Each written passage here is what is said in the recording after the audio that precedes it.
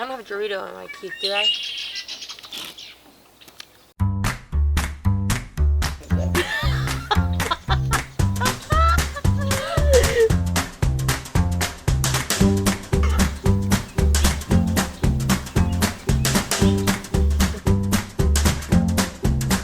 I had a couple drinks today.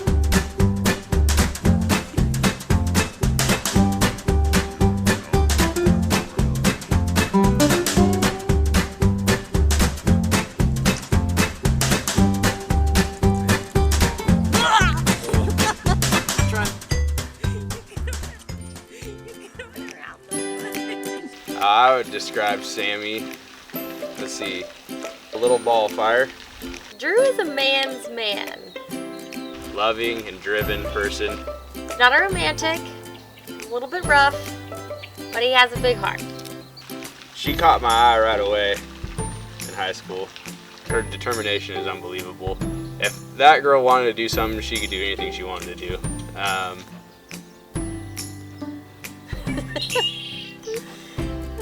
gosh. We met actually in the back of my buddy's dad's truck in high school. First time I remember meeting him was actually right before a football game. I wore his jersey. She'll say either high school or we met in Orville, but she's wrong, completely wrong. We definitely met in the back of that truck. He'll tell you Oroville. We might disagree on this, me and Sam, but My first impression of Drew is, man, this kid has some serious muscles. Are they real? I'm not sure. her attitude was happy all the time. He just has a lot of muscles. Very fun. That was my first impression of her. She really didn't care. Okay, so another funny story about Sam. She doesn't really care who she farts in front of. That was like one of the first times I hung out with her. I didn't even know her. And girls don't usually fart in front of guys, right? So she just lets them rip. I was like, okay, I like this girl. She doesn't care who I am. So that was just kind of like a challenge after that.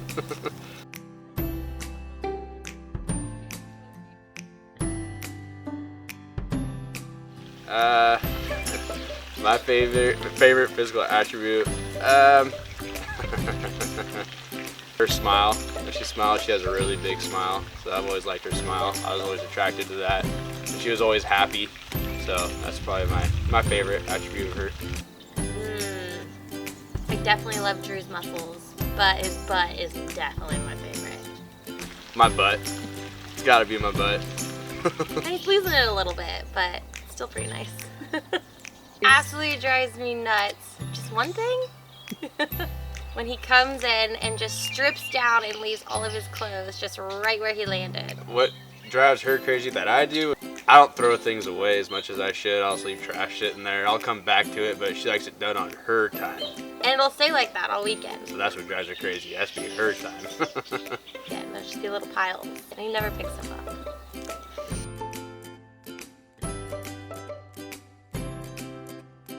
I guarantee you I made the first move.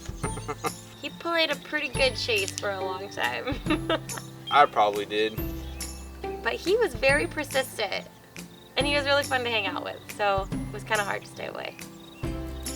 Our favorite thing to do, we do love to hike a lot together or camp. Hiking. Not as much hiking as we want to, but anything outdoors, camping, we like to do there. That's our favorite. So my biggest pet peeve would be, that's easy. When we're in bed and she's cold. When we're in bed and I have cold feet and I rub them up against his legs to try to warm him up. She rubs her feet underneath my calf. He says I pull out his leg hairs. Rips out my hair and it drives me nuts. Every single night. And she knows it, she doesn't care. Every night I'm like, get your calf from underneath my leg. The one thing Drew can't live without is Copenhagen, fortunately. Honestly, one thing I can't live without would probably be Samantha. She takes care of me a lot.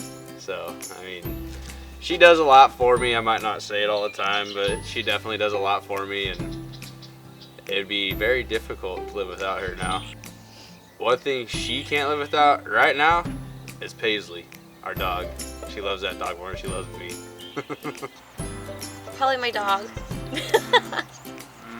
Proposal, that was a little interesting, but she's pretty smart, so I didn't want her to figure out when I was going to do it, so I did it random. I worked out of town, and I decided on the way home from work, I was like, I'm buying a ring this weekend.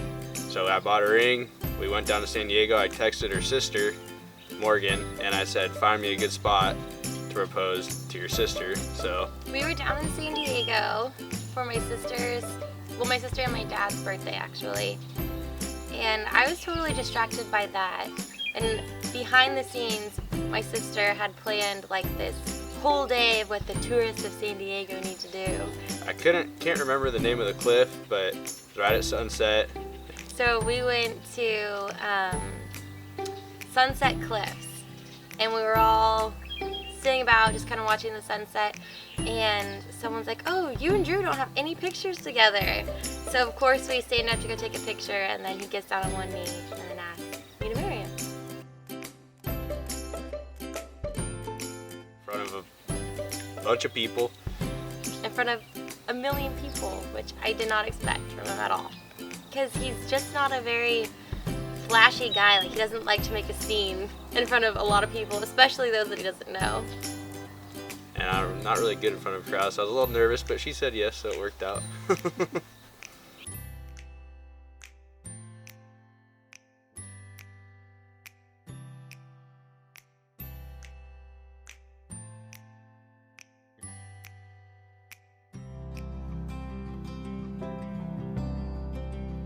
A message for Sam would be, I just want you to know that I'll always be by your side, no matter what.